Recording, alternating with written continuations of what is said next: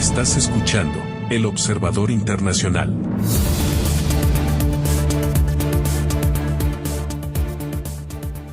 Bienvenidos a un nuevo episodio del Observador Internacional. Mi nombre es Horacio Cavach y como cada semana los invitamos a participar de esta conversación que mantenemos con el Observador Internacional, Muki Tenenbaum. Muki, bienvenido, ¿cómo estás? Muy bien, ¿cómo estás vos? Bien, atento a todo lo que pasa y con inquietud de saber de qué nos vamos a enterar esta semana. Te planteo que conversemos sobre un país que me parece que no hubiéramos conversado si no estuviera en el centro de atención, producto de esta propuesta interesante que le hace a Donald Trump, que es El Salvador de Bukele. Sí, El Salvador de Nayib Bukele. Vos sabés que es palestino Nayib Bukele, ¿sí? No lo sabía. Es palestino, cristiano, con relaciones muy buenas con Israel. De hecho, él pasó su embajada del Salvador a Jerusalén. Vos sabés que en Jerusalén en este momento hay 3 embajadas, o 4. Una de Paraguay, una de Argentina, una de Estados Unidos y también una de El Salvador. Así que tiene una gran relación con ellos, con Israel, lo cual es bastante curioso siendo el palestino, ¿no? Una figura bastante particular que tiene mucha trascendencia producto de esta supuesta mano dura, de esta supuesta lucha contra la inseguridad, contra las mafias, y sobre todo algunos pueden llegar a considerar puesta en escena de lo que tiene con respecto a la lucha contra el delito y la situación de las cárceles y los delincuentes. Pero ¿de dónde viene Bukele? Yo creo que lo interesante es, por supuesto vamos a hablar de dónde viene Bukele, pero ¿de dónde viene El Salvador? El Salvador es un país muy especial en América Latina, en Centroamérica, porque por varios motivos. Primero es el país, si no es el más chico, ahí anda, con frente a Costa Rica. Es un país muy chico, con muy poblado, con mucha población, que tuvo una guerra en 1971 de fútbol. Perdieron un partido contra Honduras e invadieron el país. Era la famosa guerra del fútbol. Pues ¿te acordás de eso? Vos sos muy joven todavía. Me llama la atención esa parte de la historia. Me interesa esto, ¿no? Del origen de todo esto. No sabía que esto había comenzado con una especie de batalla campal por el fútbol. Claro, bueno, Centroamérica fue alguna vez una confederación de países. Todos estaban juntos. Panamá no era un país de Centroamérica porque era parte de Colombia, pero todo el resto, Nicaragua, Honduras, Guatemala, El Salvador, Costa Rica, eran todos hasta 1823, o del 1823 al 1827 fueron una confederación. Luego se dividieron en países chicos con muchísima diferencia entre un país y en el otro en cuanto a la calidad de vida de cada uno de ellos. Costa Rica, vos sabés, es una democracia que es democracia porque en el año 47, para contar un poco más, hubo un golpe de Estado y que fracasó, y entonces el presidente decidió desarmar el ejército. No hay ejército, Costa Rica no tiene ejército, y desde entonces es una democracia, ¿sí? Mientras que el resto de los países fueron entre dictaduras y democracias, y El Salvador, son conocidos los salvadoreños, los llaman los alemanes de Centroamérica. Son muy trabajadores, y cuando vos vas a Los Ángeles, en donde los negocios son manejados por latinos, en general el dueño es un chino, pero los mexicanos trabajan, hacen el trabajo general, y los salvadoreños son los que están a cargo de la caja o a cargo de todos los empleados. Son muy trabajadores y ascienden muy rápido en los trabajos. Y así como son tan industriosos, también fueron industriosos en las gangs, Las pandillas, ¿no? las pandillas. Así es. Y armaron las maras, las pandillas más feroces de América Latina, todas tatuados, que los recordamos muy bien. Además, El Salvador estuvo sumido en una guerra civil terrible, que murieron muchísima gente, tuvo gobiernos muy, muy, muy duros, que causaron miles y miles de muertos, las guerrillas también. Finalmente un guerrillero tomó el gobierno elegido, también fue un fracaso. Y hace muchísimos años El Salvador sale con una idea que hasta hoy funciona, que es dolarizar la economía. Y es decir, la única moneda que hay en El Salvador es el dólar, ¿sí? No, el famoso quetzal que ellos tenían, no es más, no está más, y El Salvador tiene una sola moneda. Cuando Bukele asume en el 2019, el país era invivible, es decir, la cantidad de muertos per cápita era la más alta de América Latina y del mundo. El Salvador era considerado el país más inseguro del mundo. Hace 2 años, El Salvador, y creo que hace un año especialmente, pero hace 2 años ya, El Salvador era el país con menos asesinatos en toda América Latina per cápita, y hace un año directamente creo que en el mundo está, fuera de los países como Suiza o Luxemburgo, está ahí entre los países más seguros del mundo. Mucha gente que empieza a prestar atención a El Salvador por este fenómeno de Bukele. Pero en la previa, digamos, yo la verdad no tengo ni la menor idea de quién gobernaba, cómo fue subiendo esta ola de violencia, si hubo complicidad, si hubo inutilidad por parte del gobierno, digamos. ¿Qué me podés escribir del Salvador previo a Bukele? Bueno, la mayoría de los salvadoreños viven fuera del Salvador, ¿sí? Viven en Estados Unidos, ahí la mayoría de la población. Bukele asume en un estado de caos total, la que te digo, en el cual El Salvador tiene los peores números, la gente no podía salir a las calles, los barrios eran manejados cada uno por otra banda, por otro gang, y cada uno tenía sus tatuajes. Era una situación, cuando querías pasar de un barrio al otro tenías que pagar peaje para entrar a los barrios. La gente vivía aterrorizada, la cantidad de violaciones también creo que era de las más altas del mundo. Cuando asume Bukele, Bukele viene con la idea de crear un sistema de orden público, y empieza a funcionar, lo votan, llega al gobierno, empieza a hacer algunos cambios importantes, el sistema judicial empieza a poner palos en las ruedas. Entonces libera a la gente, dice que es inconstitucional lo que él quiere hacer, y la gente ya estaba podrida a esa altura del partido, y lo vuelven a votar, esta vez con una mayoría suficiente como para cambiar la Constitución y hacer del país una autocracia. Es decir, básicamente él decide casi todo, la Suprema Corte, los jueces son elegidos por él, básicamente por el Parlamento. Hay un Parlamento en donde tiene 92% de los votos, pero no porque hizo fraude, sino porque lo votaron. ¿Llega de la mano, digamos, de la política tradicional o es un outsider? ¿Cómo llega al poder? Total outsider, es un total Outsider. outsider, es un palestino, bueno, manejando un país en Centroamérica. Ya Sí. racialmente estamos hablando de algo distinto, ¿sí? No es un indígena, no es un blanco, alguien, es un outsider en todo sentido. Y su llegada al gobierno que viene con la esperanza de que poder sacarse este desastre de encima. Y cuando él empieza a poner con la mano dura y empieza a meter a la gente a la cárcel, crea la cárcel más grande de América Latina, creo que de las más grandes del mundo, que tiene 40.000 personas adentro. Para que tengas una idea, en Honduras, que es el país el vecino de El Salvador, ¿sí? Ese que El Salvador invadió y ganó la guerra, aún siendo mucho más chico como población y como país. En Honduras hay una cárcel famosa en San Pedro Sula, la ciudad más importante de Honduras, no la capital, en donde es una ciudad, directamente una ciudad, con gente viviendo adentro, con familias, con chicos, una cosa muy, muy rara, en donde la gente gana más trabajando en la cárcel que fuera de la cárcel. Una cosa muy loca, en donde Honduras también, con un Estado totalmente fallido, con muchísimo crimen. Él, por otro lado, crea esta cárcel en donde nadie tiene derechos a nada. La gente no tiene derechos a visitas, no tiene derechos están todos vestidos igual, de blanco, hay muchísimos guardias, y hasta el día de hoy, de lo que yo tengo entendido, jamás nadie logró escapar de esa cárcel. Y él baja la criminalidad, como lo dije, de El Salvador, a casi nada. La gente anda por la calle a las 3 de la mañana. Chicas de 12 años andan a las 3 de la mañana por la calle y no les pasa nada. La sensación de seguridad. Y ese es el modelo que cuando asume Milei, vos te acordás que Milei fue Bullrich a verlo a Bukele. A ver, me interesa esta transición. Bukele llega con cierto apoyo popular, no mayoría, por supuesto, se encuentra con esta idea de estas modificaciones, estas novedades, esta idea, se encuentra con esta barrera por parte de la justicia, hay una transición, logra el apoyo popular, esta masividad que vos describías de prácticamente el 90% de aceptación, hay un antes y un después, y se transforma en esta autocracia que vos decías. Así es. Recordá que la única moneda que tienen es dólar. Cuando digo autocracia es esto, ¿sí? Hay un parlamento elegido que lo eligió el 92% de la gente eligió el partido de él. No hay casi oposición, porque la gente recuerda muy claro cómo era vivir antes.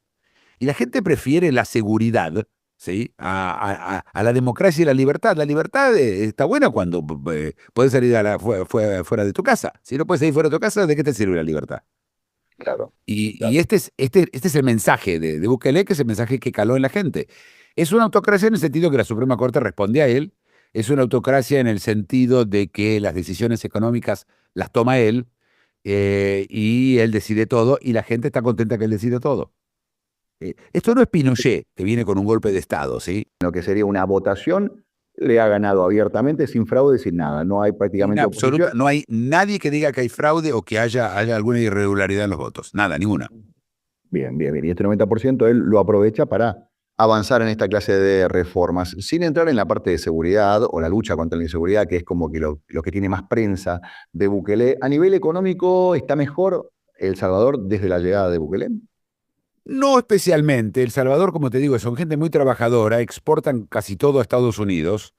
eh, Tienen un territorio chico, así que se dedicaron un poco a la... Ellos, por ejemplo, aceptan el Bitcoin. El Bitcoin es moneda de corriente, y al igual que el dólar. También es un innovador él.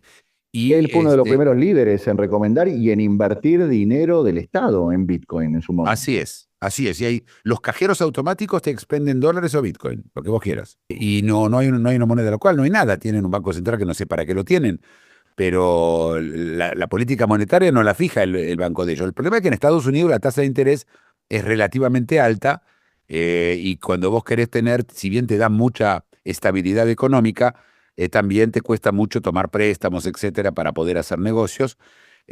Tiene una compañía aérea bastante buena.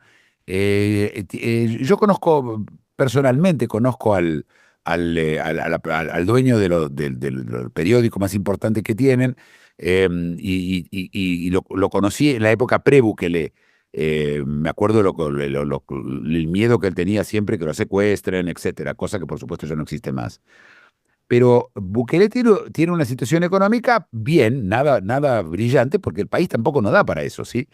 Tiene playas, tiene una costa, tengo amigos que estuvieron ahí, bien, es carísimo comparado con el resto de América Latina, perdón, de Centroamérica, porque es en dólares, fuera de Panamá, que también es en dólares, el resto son mucho más baratos que El Salvador.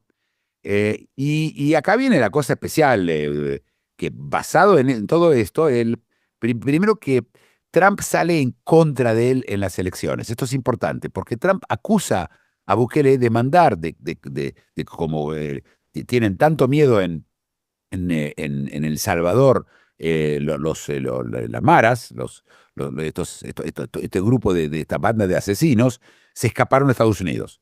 Y en Los Ángeles tomaron varios lugares muy importantes, y de hecho compiten contra los carteles mexicanos y el Tren de Aragua venezolano, ¿sí? Y Trump lo acusa a él de haberle tirado toda la basura de tu país, así dijo las palabras esas, a mi país yo te la voy a devolver. Cuando Marco Rubio, ahora nuevo secretario de Estado, empieza a hacer su gira que pasa por Panamá a exigir el canal, llega a El Salvador, no solamente porque él viene para que Bukele acepte de vuelta a los salvadoreños, y Bukele dijo, no tengo ningún problema, por supuesto, mándenmelos a todos, pero no solo a ellos, mándenme todos los criminales que tengan para mandar extranjeros, y ¿sabe qué? Incluso los de ustedes, siempre y cuando me paguen plata por cada criminal. Y él dijo incluso, como hombre del Medio Oriente, dijo, y les voy a hacer un descuento. Antes de entrar en esta actualidad, ¿cuál es el secreto, digamos? ¿Por qué funcionó? ¿Cuál es el modelo Bukele con respecto al combate tanto del narcotráfico como de la inseguridad? Es implacable. Y porque, por ejemplo, si tenés un tatuaje, vas a la cárcel. Ah, Estamos hablando de alguien, a ver, durísimo, ¿sí? Y además, a los corruptos los manda a la cárcel también. Cualquier acto de corrupción. Y es difícil, ¿viste? En América Latina la corrupción está encarnada en nosotros, ¿sí? claro, claro. Ahora, pues te pregunto, porque estamos acostumbrados a países como en Argentina o en lugares así de Latinoamérica donde nadie va preso o que tenés que hacer muchas cosas para ir preso, en una situación como la de El Salvador, donde casi da la sensación de que ante la suposición vas preso. Tenés un Así tatuaje, es. el tatuaje se parece a los de los maras, supongo que formas parte y vos tenés que demostrar tu inocencia, no voy a tener que demostrar yo tu culpabilidad. ¿Cómo vivir en un régimen de esas características? Bueno, la pregunta es, ¿comparado con qué? Claro. ¿Comparado con qué? Si vivís en una situación en la cual no podés salir de tu casa, en la cual no sabes cuando tu hijo sale de casa si va a volver, donde hay buenas chances que no vuelva, ¿sí? Sí. Y la opción es que ya probaron todas las versiones de la democracia, con la izquierda, con la derecha, con la ultraderecha, con todo. Nada funcionó. Viene este hombre, promete algo y cumple. y vuelve a prometerlo y vuelve a cumplirlo. Y tu problema es que no hay presunción de inocencia o no hay habeas corpus. Es un lujo, esto es un lujo que uno se puede dar en países como o Europa Occidental, o Estados Unidos, o no sé, o Israel, o Corea del Sur, o Japón. Pero Claro. en estos países, la opción, pero mirá lo que le pasa a Honduras. Honduras hoy, San Pedro Sula, la ciudad, es la ciudad con más asesinatos per cápita en el mundo. Y es el vecino, está del otro lado de la frontera. A Entonces, ver, hablamos de esta situación donde a Bukele lo eligen, intenta hacer una serie de reformas, no lo logra porque le falta cierto apoyo en la justicia, logra una nueva votación con muchísima más aceptación popular, avanza en esta clase de reformas. Luego de estas reformas, donde estamos hablando de, por un lado, la lucha contra el narcotráfico, la lucha contra la inseguridad, la gente segura en las calles, pero al mismo tiempo esta situación donde por un tatuaje vas detenido a la hora de la evaluación por parte de la ciudadanía. ¿La imagen de Bukele bajó o subió? no subió. De hecho, lo Sigue votaron el subiendo. 22%. En la última votación ya no tenía que reformar más nada, era simplemente la ratificación de lo que estaba haciendo y sacó 92% de los votos. Yo nunca escuché 90. No, ¿vos escuchaste alguna vez en una democracia que alguien saque No, 92% de los votos? la verdad que no. A ver, en Venezuela, con los números dibujados, pero si vos decís que la Pero sí, sin oposición los números puede dibujados, yo participar, sin los números dibujados. lo más alto que escuché en una democracia que yo escuché fue Sí. Chirac contra el Le Pen, el padre Le Pen, el nazi, en la segunda vuelta que sacó algo así como 81%. Pero es lo máximo y en una situación muy especial. Si no, la gente, vos sabés, Milei sacó 56, Sí. Trump sacó 52, 53. A veces, cuando les va muy bien, llegan a 60, eso ya es increíble. ¿Sí? Perón sacó, me acuerdo, contra Balbín sacó 60%. Pero en general eso no pasa. Y una vez más, pensá que El Salvador no está en el centro de Europa. Alrededor de ellos hay países que son desastres. Guatemala es un desastre increíble. Panamá salir de noche es peligroso. Incluso Costa Rica, la ciudad de San José es una ciudad peligrosa. La República Dominicana es un lugar peligroso. Ni hablar de México, si yo no quiero decir México, llegamos a... No, sí, claro. No, claro, Incluso por Estados supuesto. Unidos no en todas las ciudades puede salir de noche. Detroit no puede salir de noche. Eso es verdad, eso es verdad. Entonces, ¿se van a comparar con quién? ¿Con No, Ginebra? ¿Con obviamente. Zurich? Y esta cuestión de la agenda de los derechos humanos, tan presente en muchos países, bueno, acá en la Argentina es una cosa, un debate bastante grande con respecto a derechos humanos, delincuencia, a qué se le atribuyen los hechos de delincuencia. ¿Qué pasa, digamos, hay un reclamo por parte de qué pasa con los derechos humanos de aquellos acusados o aquellos detenidos? De afuera mucho, de afuera Ujú. bastante, de hecho está bastante acusado. Desde adentro poco, de la poca oposición que tiene, por supuesto lo va a hacer, lo va a usar, pero la gente no le tiene. Vuelvo a La gente no le repetirte, interesa. la La gente, gente está dispuesta, en realidad me imagino yo, ¿no? Por lo que vos me estás describiendo. La gente dice, yo no soy delincuente, no tengo nada que protegerme. Si los delincuentes no tienen demasiados derechos, problema de ellos. Yo que no soy delincuente, con mis derechos me alcanza y sobra. sí, pero no es cualquier delincuente, ¿sí? La palabra delincuente pasa no sé, cruzar a una luz roja a ser asesino serial, ¿sí? Estos eran todos asesinos seriales. Estamos hablando de, No, de una entiendo. organización para asesinar. Claro, claro, claro, claro. Hay una persecución hacia los narcotraficantes o hacia los asesinos, digamos. No se mide con la misma vara Pero, al carterista que al narcotraficante. pero perdón, esto lo viste en otros países también. Cuando en Estados Unidos pasó lo del 9/11, las leyes que se hicieron no respetaban mucho los derechos humanos. Tener un tipo en Guantánamo 25 años en juicio no es exactamente acorde a los derechos humanos. No, eso Pero es verdad. cuando la gente tuvo miedo de que va a venir terrorismo, la gente aceptó eso. Durante la escasez de cualquier cosa, todos, como tenemos escasez, hacemos cualquier cosa para no tenerla. Cuando empieza la abundancia, empezamos uno a tener ideas. Bueno, ¿por qué no tenemos estos derechos u otros derechos? En ellos lo que tenían era una escasez de seguridad terrible. y a quien le preguntás, con quién hablas. Estuvo un colega tuyo, Trebuch, en El Salvador. Yo vi en su momento la televisión. Ese es un lugar al cual yo voy a viajar en el futuro próximo. Espero poder viajar porque me interesa mucho. Pero él estuvo ahí y tuvo 2 días, 3 días muy interesantes. Habló con todo el mundo con la calle. Incluso nadie lo seguía, nadie le importaba. No es que había alguien del gobierno con él ni nada. Y todo el mundo decía, no, no. Yo no quiero otra cosa que este hombre. Y como te digo, no es que la situación económica es brillante, ¿sí? No es Dubái o Abu Dhabi, donde la gente es rica. Es simplemente está segura. Y cuando abre el diario y ve lo que pasa en el resto del mundo, la televisión, y se recuerdan, todos ellos tienen el recuerdo fresco. Esto no pasó hace 40 años, ¿sí? Esto pasó hace 4 o 5 ¿En cuánto años. tiempo, en cuánto tiempo logra esta revolución de pasar de ser el país más inseguro casi casi del planeta a ser uno de los más seguros? Desde el 2019. 5 años, un poquito más. Sí, menos también, porque Ujú. ya hace un año y medio, 2 que ya que está bastante bien, sí, sí, 3 años, en tres Sí, años lo hizo. Y claro, lo claro. hizo, lo hizo muy bien y le salió bien. Yo, a ver, Horacio, yo no estoy ni a favor ni en contra de Bukele, estoy simplemente describiendo lo que le pasa a la gente, ¿sí? Claro, claro, claro. No es que No, y yo me estoy iría a vivir. pensando, no, Sí. por supuesto, estoy pensando en voz alta hasta dónde la gente está dispuesta. Bueno, en realidad no es que están resignando derechos. Los que están en riesgo con sus derechos son los delincuentes o aquellos que están cerca de la delincuencia violenta, según lo que se ve de afuera. ¿Es así? Y es que la gente tiene una vida común, normal, no tiene las cosas. Acordate que es una población con un porcentaje muy alto de indígenas y con gente Ujú. en estado económico básico, ¿sí? No es un país donde sobra la plata, ¿sí? Eh, es un país, es decir, la vida es bastante difícil y primero tienen que cubrir las necesidades de ellos y una de ellas es seguridad.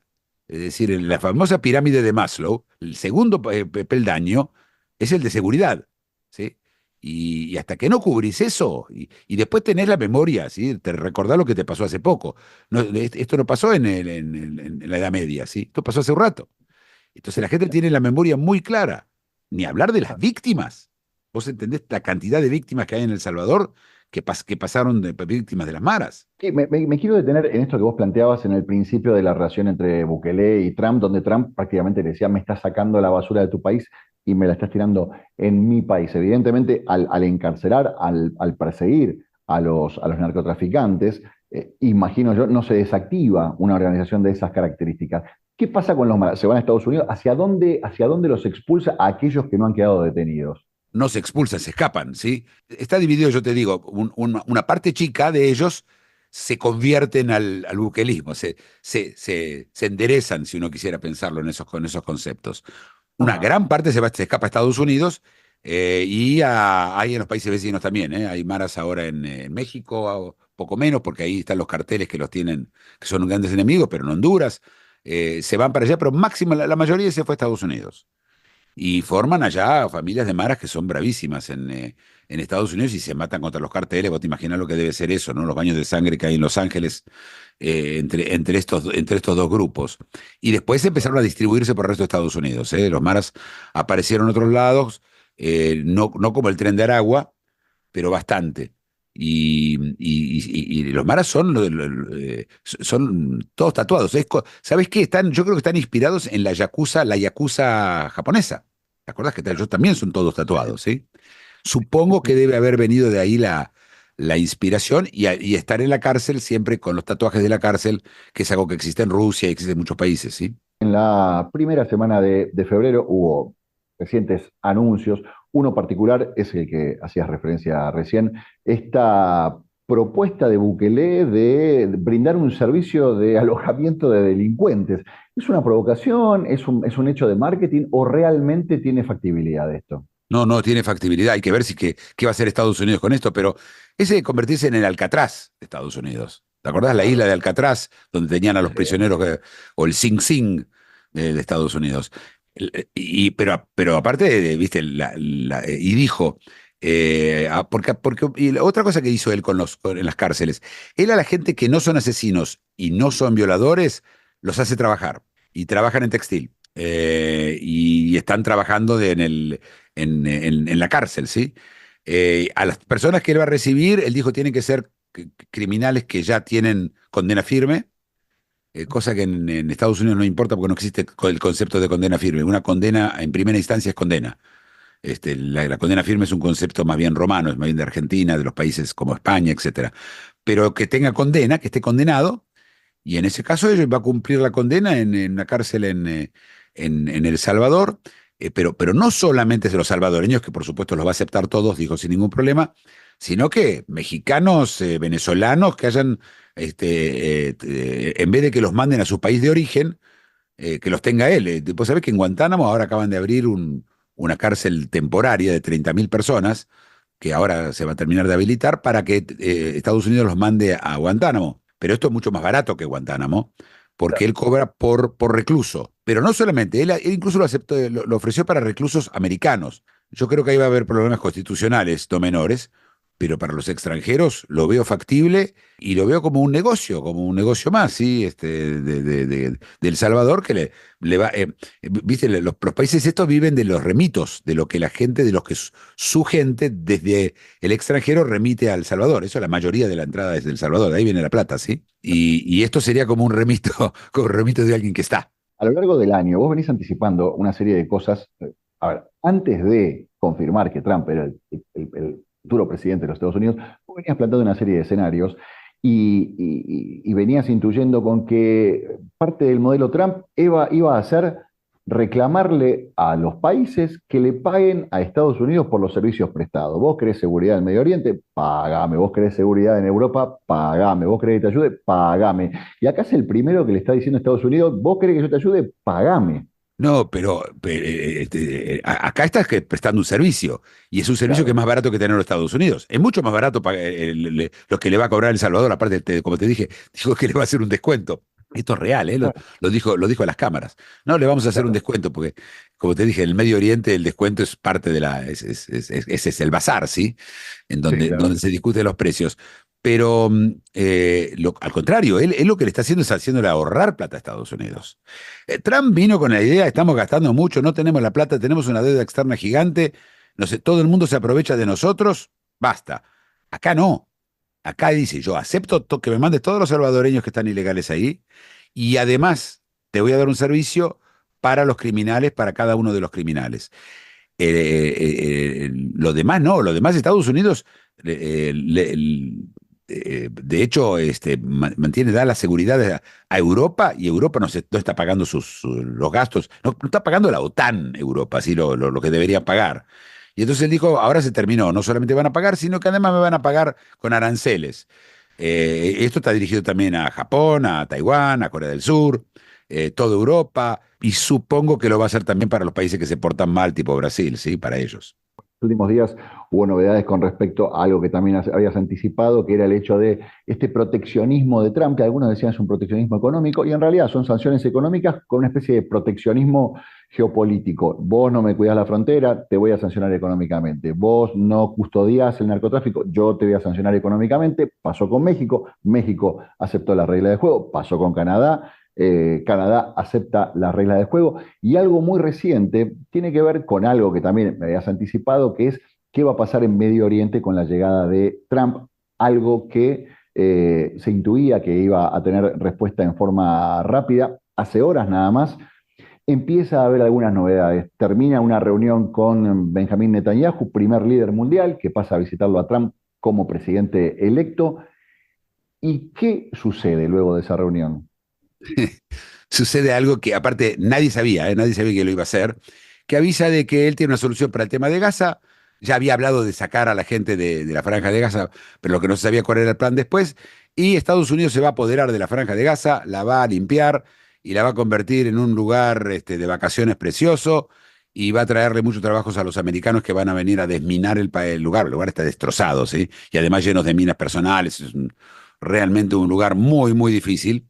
Y Estados Unidos, con eso va a tener básicamente una colonia, como Puerto Rico, un Estado libre asociado, no sé cómo lo van a llamar, y con la garantía de estabilidad para Medio Oriente, porque si tienen ahí las bases, están ahí, ya toda la gente de Medio Oriente se lo va a tomar más calmo porque están los americanos. Ya no están en una base en Bahrein, ¿sí? Como tenían en Qatar, una base marina. No, no, ahora es todo, ¿sí? Con edificios, con gente, etcétera. Y dijo, usó la palabra en inglés de ownership. Vamos a ser los dueños. Estados Unidos va a ser la dueña de la Franja de Gaza. Eh, no necesita comprársela a nadie porque la Franja de Gaza, al igual que Judea y Samaria, los otros territorios, no son de nadie desde el punto de vista del derecho internacional. Hay discusiones de quién son, pero no hay nadie que le corresponde ese territorio. Creo que con ese vacío él, aparte no que le importe mucho lo del derecho internacional, pero con ese, digamos, ese disfraz, él se puede quedar ahí. El problema de hablar de este tema, te lo dije, Horacio, es que hoy lo estamos grabando, pero el lunes, cuando lo escuchen, ¿viste? Esto Sí. puede haber cambiado Puede de haber sido punto tan a dinámico punto. que puede haber pasado de todo. Y me interesa primeras repercusiones, digamos. Evidentemente hay un acuerdo con Benjamín Netanyahu. Trump no va a jugar solo en esta movida. Las primeras repercusiones, digamos, ¿cómo impactan? Si yo entiendo bien, Netanyahu cuando llegó a Washington no sabía lo que iba a pasar.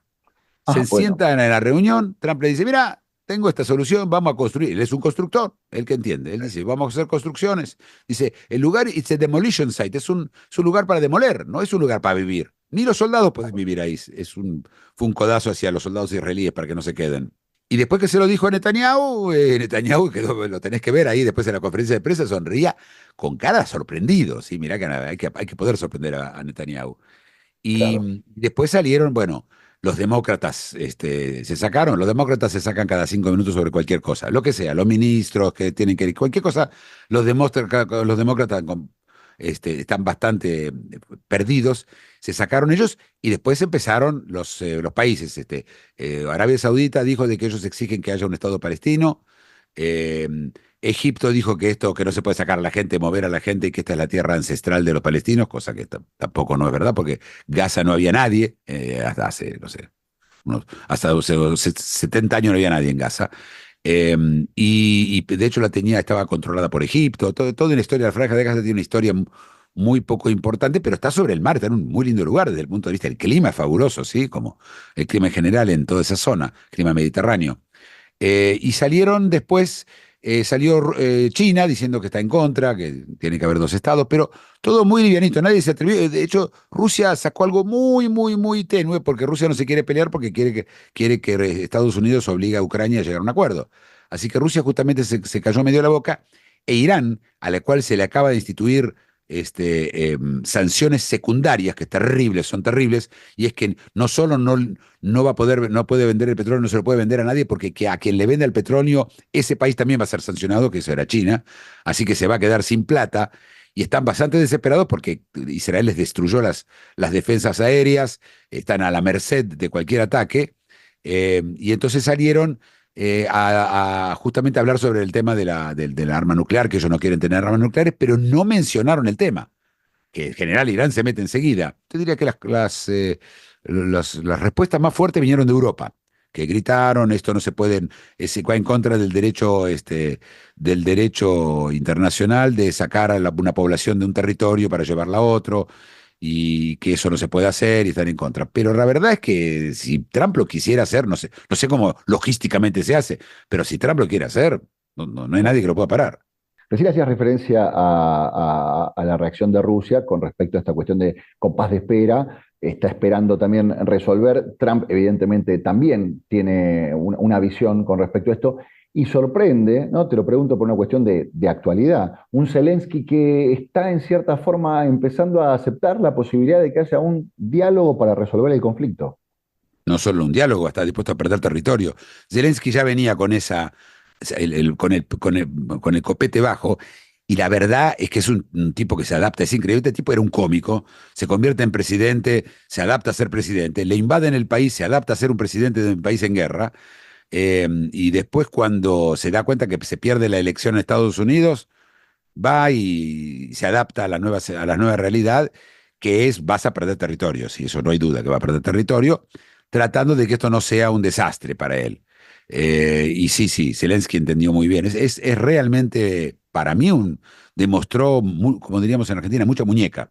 ¿Y cómo sale Zelensky? Porque da la sensación de que evidentemente de este conflicto entre Ucrania y Rusia no va a salir con esta frase de ni vencedores ni vencidos. Después de casi 4 años de conflicto, ¿cómo queda Zelensky aceptando, alguno puede ya decir capituló, aceptó la derrota, aceptó entregar territorio? ¿Para que siguió luchando si podía haber aceptado entregar este territorio hace meses? Yo creo que la gente en este momento en Ucrania está agotada. Creo que 2 años y medio de guerras, la cantidad de muertos, todo el tiempo tener que ir a pedigüeñar a otros países. Y también creo que los ucranianos, que son aparte bastante estoicos, son tipos que se aguantan el sufrimiento bastante, entienden de que esto no va a ningún lado. Y a Zelensky, aparentemente popular, no sabemos porque no hay elecciones en Ucrania, se interrumpieron las elecciones por la guerra.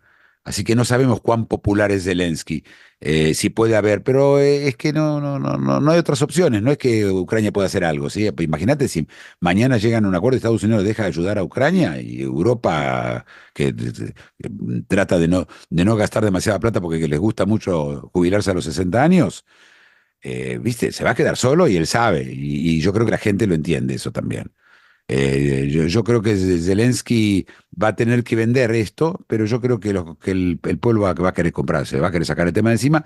Yo me imagino que le van a dejar, que el acuerdo va a ser, Rusia se queda con los territorios, pero Ucrania no deja de tener el derecho de recuperarlos por la paz, por las buenas, en el futuro. Algo muy parecido a Malvinas, muy parecido. Yo creo que va a ser algo así. Y con la seguridad de lo más importante, que no lo vuelvan a invadir Rusia, y con lo cual los países europeos le van a dar algún tipo de garantía de que si Rusia invade, ellos lo vienen a defender, y con eso más o menos yo creo que por ahí va a terminar el acuerdo, ¿sí? Y por supuesto plata para reconstrucción, porque al final el país está destrozado, ¿sí? Ok, me intriga saber de qué vamos a estar conversando en el próximo capítulo dentro de aproximadamente 7 días. Mira, yo te diría que de Trump, no sé de qué, Seguiremos pero de conversando de Trump. Trump. Bien, está Es muy que, es que, bien. mira, la verdad, yo digo, che, la pasamos hablando de Trump. Voy a hablar y cuando hablo de Bukele, ¿de qué hablo? Hablo de Trump. Sí, claro. De- de- de- Está en el de- centro del tablero, digamos. Es como, de- da una sensación de que es el Sol y alrededor giran todos los planetas, y en este momento se ha transformado en eso, Trump, sí, ¿no? pero él hace cosas que en mi opinión tienen en común con Milei, y es que hacen algo que es muy aparatoso para distraer. Y entonces la gente está dedicada a hablar, no sé, en el caso de Milei, del tema de los trans, o de, no sé, de ¿Mm? los homosexuales, o de lo que sea, y en el caso de Trump, cada día de otra cosa, para distraer hasta que él pueda, que haya una respuesta en la economía local que lo justifique. Y él además es un tipo que tiene 78 años y no duerme. ¿Vos sabés que este hombre hace 40 años que almuerza y cena lo mismo, que es una hamburguesa de McDonald's con papas fritas y una bebida Coca-Cola? Esto es lo que hace todos los días del año. Tiene 78 años y tiene un cohete en el trasero. Es decir, ese hombre está todo el tiempo haciendo cosas. Los fines de semana, ¿vos te acordás que había para hablar de temas tranquilos en los fines de semana, Horacio? Ahora este tipo acá está los sábados, los domingos, lo tenemos en la sopa. Motivos para seguir encontrándonos, Muki, Sin duda, sin duda. sin lugar a dudas. Nos encontramos la semana que viene, ¿te parece La bien? semana que viene voy a estar en Brasil, Perfecto. Muy bien. Lindo en tema como Río, está en Brasil Río de en este Janeiro. momento, ¿eh? ¿Cómo? Brasil. Brasil está. Es un lindo tema, ¿eh? Brasil Así es, 2025. pero Bien, desde muy adentro. bien. Vamos a ver a Brasil desde adentro. Me parece súper bien. Nos encontramos la semana que viene, Muki. Siempre es un placer conversar con vos. Un gran abrazo. Muchísimas gracias. Esto es El Observador Internacional. Como cada semana, los invitamos a participar de este diálogo que mantenemos yo, Horacio Cava, con El Observador Internacional, Muki Tenema. Los esperamos en el próximo capítulo. ¿De qué vamos a conversar? Bueno, hasta la semana que viene.